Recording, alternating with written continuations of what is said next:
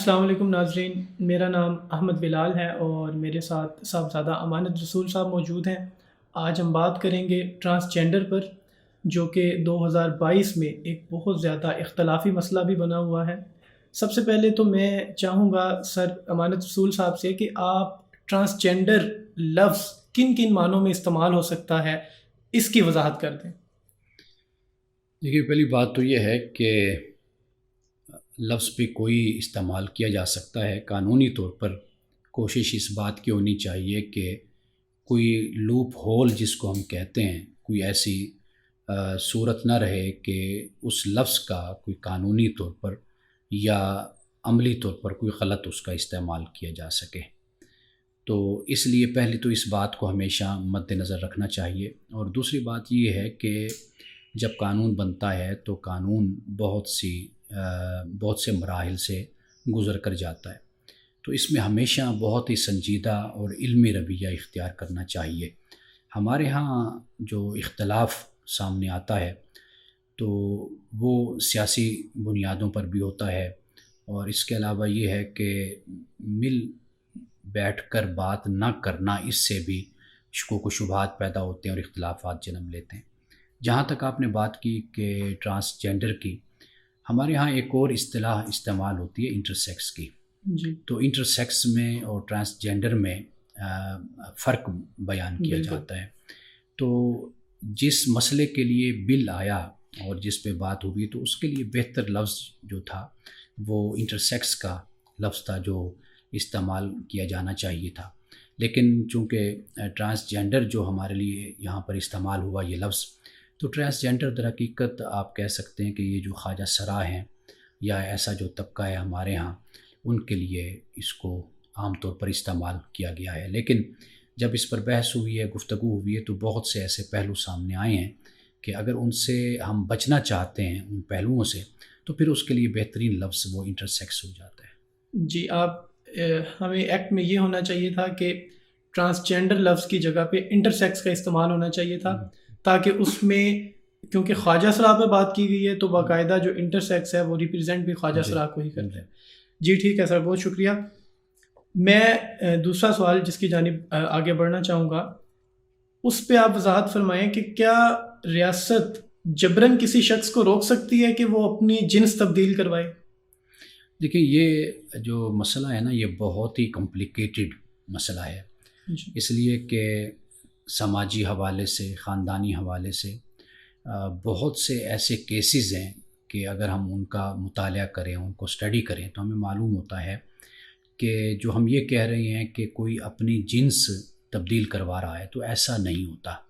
یعنی اکثر طور پر جو صورتحال ہے ہمارے معاشرے میں وہ یہ ہوتی ہے کہ ایک بچہ پیدا ہوتا ہے جی اور اس بچے کی جو جنس ہے اصل میں اس کے برعکس لکھوا دیا گیا، یعنی والدین کو اس بات کی سمجھ ہی نہیں آ سکی اس کی پیدائش پر، آیا کہ اس کو لڑکی لکھوایا جائے یا اس کو لڑکا لکھوایا جائے۔ اب مثال کے طور پر اس کا زیادہ رجحان لڑکی کی طرف تھا، والدین نے لڑکی لکھوا دیا۔ اب جب وہ بڑا ہوگا تو واضح بات ہے جو اس کے پیپر بن گئے وہ تو بن گئے سارے لڑکی کی بنیاد پر، لیکن وہ حقیقت میں لڑکا ہے۔ لیکن جب وہ بڑا ہوا تو پھر اس کو یہ بات سمجھ آئی یا اس نے اس پر بات کی کہ بھئی میرا یہ مسئلہ ہے، میں لڑکی نہیں ہوں، میں لڑکا ہوں۔ اب دیکھیے کہ معاشرہ جس طریقے سے اس کو قبول کر لیتا ہے، معاشرہ کہے گا کہ جی یہ لڑکی ہے، یہ لڑکا نہیں ہے، گھر والے بھی یہی کہیں گے۔ اب اس پر جو دباؤ ہوگا وہ یہی دباؤ ہوگا کہ تم لڑکی بن کے رہو۔ اب اگر وہ یہ چاہتا ہے کہ میں لڑکی کے بجائے، چونکہ مجھ میں جو رجحانات ہیں وہ لڑکے والے زیادہ ہیں، مثال کے طور پر جیسے ہمارے فقہا نے بھی لکھا کہ ایک خنثی ہے، مذکر ہے، خنثی مؤنث ہے، خنثی مشکل بھی ہے، جی یہ تین صورتیں، مخنث آپ کہہ لیجیے یا خنثی آپ اس کو کہہ لیجیے، یہ صورتیں ہمارے فقہا نے بھی اس کو بیان کیا ہے۔ جب ایسی صورت میں کوئی شخص گزر رہا ہے، اب وہ واضح بات ہے کہ جب یہ کہے گا کہ جی مجھے مذکر لکھا جائے، لڑکا لکھا جائے، تو وہاں پر پھر ہمارا سماج، خاندان، ماں باپ، بہن بھائی کس طرح کا رد عمل دیں گے وہ آپ کو معلوم ہے۔ تو لہٰذا اس پر اس طرح کا کیس بن جانا کہ بھئی چونکہ اس نے اپنی جنس کو تبدیل کیا تو لہٰذا یہ اس نے ایسا قدم اٹھایا ہے کہ جو درست قدم نہیں ہے، تو معاشرہ بھی اس کی مخالفت کر رہا ہے، سماج بھی اس کی مخالفت کر رہا ہے، قانون بھی مخالفت کر رہا ہے، اور مذہبی حوالے سے ہمارے مذہبی طبقہ بھی اس کی مخالفت کر رہا ہے۔ لیکن حقیقت کیا ہے؟ حقیقت اس کے بالکل برعکس، اور دوسری ہمیں نظر آتی ہے کہ وہ واقعی ذاتی طور پہ یہ سمجھتا ہے کہ میرا رجحان جو ان سا تھا شروع سے ہی لڑکے کی طرف تھا، لیکن چونکہ والدین نے کاغذات میں لکھوا دیا، بے فارم میں آ گیا، ہر جگہ پر آ گیا، تو لہٰذا اب مجھے اس دباؤ کے تحت ساری زندگی مجھے گزارنی پڑی۔ اب میں جوان ہو کر یہ چاہتا ہوں کہ میں جو ہوں میں وہی لکھواؤں۔ تو اب دیکھیے نا کہ یہ کوئی آسان پھر مسئلہ نہیں رہتا کہ ہم اس طریقے سے ہم بات کر سکیں کہ ریاست جی اس پر کیا یہ اختیار رکھتی ہے یا نہیں رکھتی۔ تو میرا خیال ہے کہ پہلے تو ہمیں کیس پر توجہ کرنی چاہیے کہ ہمارے ہاں جیسے اس طرح کے بہت کیسز ہیں، یعنی ہمارے وقت کم ہو جائے گا تو میں ذاتی طور پر اور مشاہداتی طور پہ جانتا ہوں، خاندانی طور پر، یعنی ایسے بہت سے کیسز ہیں کہ دنیا اس سے واقفیت نہیں رکھتی، لیکن میں بھی جانتا ہوں، میرے گھر میں، میرے خاندان میں، میرے کزنز اور دوسرے جو لوگ ہیں وہ جانتے ہیں اس کیس کے بارے میں۔ جی بالکل۔ ناظرین، ہمارے معاشرے میں ایسے بہت سارے کیسز موجود ہیں کہ جب ایک عورت باہر جاتی ہے لیکن اس میں کچھ ایسی جنسی تبدیلیاں موجود ہوتی ہیں جس کی بنا پر بعض اوقات ایسی خواتین بھی ہیں جن کے چہرے پر بال موجود ہوتے ہیں، تو ایسے بہت سارے کیسز معاشرے میں موجود ہیں جب خواتین کو باہر ہراساں کیا جاتا ہے، ان کو مارا پیٹا جاتا ہے صرف اس وجہ سے کہ وہ مرد ہیں لیکن خواتین کا لباس اوڑھ کر باہر آئے ہوئے ہیں، اور کئی ایسی نوکریوں سے خواتین کو فارغ کر دیا جاتا ہے کہ وہ اصل میں مرد ہیں لیکن جان بوجھ کر خاتون بن کر، عورت بن کر، لڑکی بن کر وہ باہر آتی ہیں۔ تو اصل جو مسئلہ ہے جیسے کہ علامہ صاحبزادہ امانت رسول صاحب نے بیان کیا، یہ ہے کہ اس چیز پر حکومت کو چاہیے کہ وہ بات بھی کرے اور اس چیز پر غور کیا جانا چاہیے تاکہ ہمارے مسائل حل ہوں۔ بہت شکریہ سر۔ میرا تیسرا اور آخری سوال جس جانب میں جانا چاہتا ہوں وہ یہ ہے کہ اسلام ہمیں اس حوالے سے کیا رہنمائی فراہم کرتا ہے؟ مثال کے طور پر ایک بچہ ہے، وہ پیدا جب ہوتا ہے تو اس کی جنس نامعلوم ہوتی ہے جی، یا پھر اس طرح سے بھی ہو سکتا ہے کہ اس کی جنس مرد ہے اور وہ بعد میں جا کر عورت بن جائے، یا پھر پیدائشی طور پر نامعلوم ہو۔ تو اسلام اس حوالے سے کیا رہنمائی کرتا ہے کہ اس کو مستقبل میں کیا کرنا چاہیے کہ وہ معاشرے میں بچ سکے؟ ایک تو بات یہ ہے کہ جیسے میں نے شروع میں اس بات کو بیان کیا کہ اس کا رجحان جس طرف ہے، اس لیے وہ جو خنثی مشکل یا مذکر یا مؤنث کی بات فقہا نے کی ہے وہ اسی بنیاد پر ہی کی ہے نا، کہ یعنی کہ آپ اب تو چونکہ سائنسی زمانہ ہے، دور ہے، تو اس میں تو یہ چیز بہت آسان ہے اس کا تعین کرنا۔ مثال کے طور پر اگر کوئی بچہ ہے، اگر اس کا رجحان لڑکی کی طرف ہے، یعنی وہ لڑکی والی عادات رکھتا ہے، فیلنگز رکھتا ہے، تو وہ ایک علیحدہ، دیکھیں وہ جو فیلنگز والی بات ہے وہ ایک علیحدہ مسئلہ ہے۔ اس لیے آ رہا تھا کہ وہ اس لیے آ رہا تھا کیونکہ جو قانون میں بات لکھی گئی ہے ایکٹ 2018 میں کہ اپنی فیلنگز کی بنا پہ وہ سیلف پرسیوڈ آئیڈینٹی چینج کروا سکتا ہے، تو اس وجہ سے دیکھیں فیلنگز اب ایک تو ہے کہ نفسیاتی مسئلہ ہو سکتا ہے، دنیا میں اس کا علاج کیا جاتا ہے، یعنی اب میں وہ پڑھ رہا تھا اس حوالے سے کہ مغرب میں، یورپ میں، دیگر ممالک میں اگر کوئی ایسا مسئلہ ہے کہ اس کو فیلنگز کا معاملہ ہے، احساس کا معاملہ ہے، اس کا تو ایک نفسیاتی طور پر اس کا علاج ہوتا ہے، تو وہ بہت سے کیسز کہتے ہیں کہ اس میں اکثر طور پر ٹھیک ہو جاتے ہیں، وہ تو ایک علیحدہ چیز ہے۔ ہم جو بات کر رہے ہیں وہ یہ ہے کہ انسانی اعضاء کے بارے میں ہم بات کر رہے ہیں، مذکر کے یا مؤنث کے۔ اب اس میں جو مشکل پیش آتی ہے، اگر رجحان مذکر کی طرف زیادہ ہے تو وہ یعنی اس پر عمل کرے گا، اس پر وہی احکام نافذ ہوں گے۔ اگر مؤنث کی طرف زیادہ رجحان ہے اس کا تو پھر اس پر واضح بات ہے کہ وہ جو مؤنث کے احکام ہیں وہ اس پر نافذ ہوں گے۔ اب وہ جو مشکل کا معاملہ ہے وہ یہ ہے کہ اب چونکہ سائنسی دور ہے، اس مشکل کو بھی حل کیا جا سکتا ہے، یعنی کہ ڈاکٹرز کے ذریعے سے، علاج کے ذریعے سے، آپریشنز کے ذریعے سے۔ یعنی اسلام اس بارے میں واضح رہنمائی دیتا ہے کہ اگر کوئی شخص اپنی مرضی سے اپنے آپ کو مکمل مرد یا مکمل عورت بنوانا چاہے تو وہ آپریشن کے ذریعے خود کو تبدیل کروا سکتا ہے۔ جی اچھا، جو آخری بات ہے وہ میں یہ عرض کر دوں کہ رسول اللہ صلی اللہ علیہ وسلم کے زمانے میں بھی بعض لوگ ایسے تھے، لیکن آپ صلی اللہ علیہ وسلم نے ان پر کوئی ایسی کوئی پابندی نہیں لگائی، کوئی ایسے احکام ان پر نافذ نہیں کیے، یعنی جس طرف رجحان تھا، جس طریقے سے وہ زندگی گزارنے میں آسانی محسوس کرتا تھا، اس نے اس کے مطابق زندگی گزاری۔ اور اس پر بھی یعنی بہت سی روایات ہمارے ہاں موجود ہیں. رسول اللہ صلی اللہ علیہ وسلم کا طریقہ، آپ کی سنت اور آپ کی جو سیرت ہے وہ ہمیں یہی بتاتی ہے کہ جو جس روپ میں رہا اور جس قالب میں وہ ڈھل کے رہا، وہ اسی میں اس نے زندگی گزاری. سر یہ جو آپ نے بات کی ہے رسول اللہ صلی اللہ تعالی وسلم کے دور مبارک میں اس طرح سے لوگ رہتے تھے،